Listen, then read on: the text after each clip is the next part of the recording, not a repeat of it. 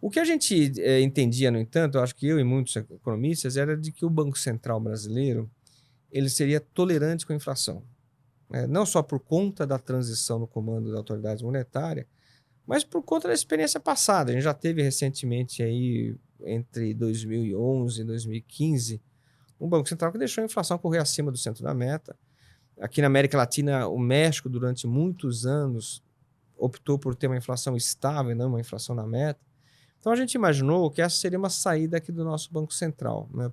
Por que isso? Porque quando o governo decide aumentar gasto, ele também toma uma outra decisão, que é como ele vai financiar esse gasto. Então o que a gente tem visto é que parte desse financiamento vai ser feito com aumento de impostos, parte com dívida e uma outra parte com inflação. Então a nossa leitura é de que, bom, nesse cenário fiscal, o Banco Central ele é parte da decisão do governo e, portanto, de aumentar gasto, portanto, ele aceita mais a inflação, né? Era essa um pouco a nossa tese. Essa tese também era facilitada pela leitura de que, se a gente tivesse rodando com uma inflação próxima a 4, por exemplo, acima do centro da meta, seria ainda um nível historicamente muito bom, né? Pegar os últimos 25 anos no Brasil, a inflação correu 6,5%. Então, se falar que a inflação está correndo 4, bem tranquilo, né? Se a gente for passar uns dias na Argentina, você vai voltar animado com a nossa inflação. Então, a ideia de que um nível de 4% é social e politicamente tolerado. E aí o Banco Central não faria grandes marolas, deixaria a coisa andar, sempre com um argumento um pouco cinzenta de que essa convergência vai ser lenta. A gente vai para a meta, mas com calma, né? O que mudou foi isso, né? O que mudou foi o que o Banco Central nos comunicou de que não, o meu compromisso é com o centro da meta e eu vou buscar 3%. Então, essa postura do Banco Central foi a novidade, faz sentido, e aí a gente passou a trabalhar com a alta de juros, né?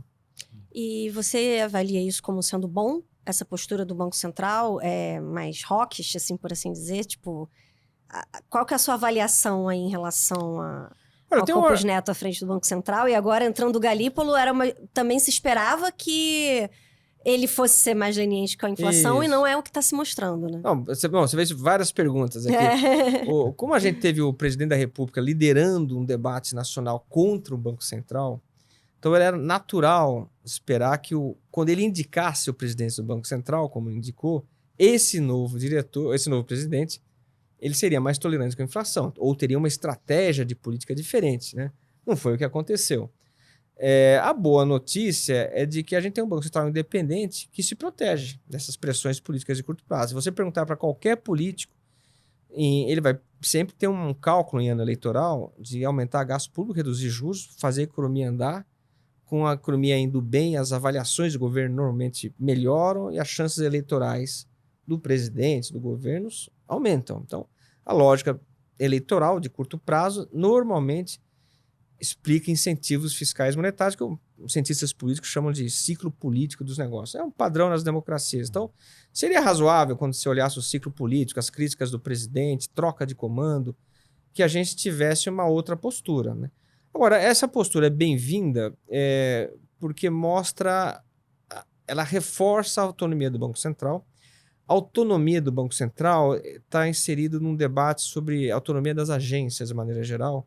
E essas agências autônomas, independentes, são importantes justamente para blindar pressões políticas de curto prazo em áreas centrais da administração pública. Então, é o caso da política monetária. Então, o que você está fazendo é blindando o Banco Central, e isso permite a ele tomar decisões mais técnicas, né? E técnicas polêmicas. Os juros já são altos, tem que levar mais, né? Então, ele toma uma decisão, e essa decisão ela acaba limitando o próprio governo. Quer dizer, a gente hoje tem um ambiente institucional no Brasil muito mais sólido do que a gente tinha no passado, e isso limita as escolhas de governo. Portanto, o governo, se ele quiser ganhar a eleição aumentando o gasto público, ele não vai contar com o Banco Central. Então, isso acaba limitando o populismo econômico. Ao limitar o populismo econômico, manter a inflação controlada, você torna o país mais previsível. E, portanto, isso favorece o crescimento econômico. Então, eu acho que no final do dia, essa decisão de ontem, ela reflete um avanço institucional no país que, no final, acaba sugerindo mais crescimento econômico. Ou não mais crescimento, porque a economia desacelera, mas mais estabilidade econômica no país.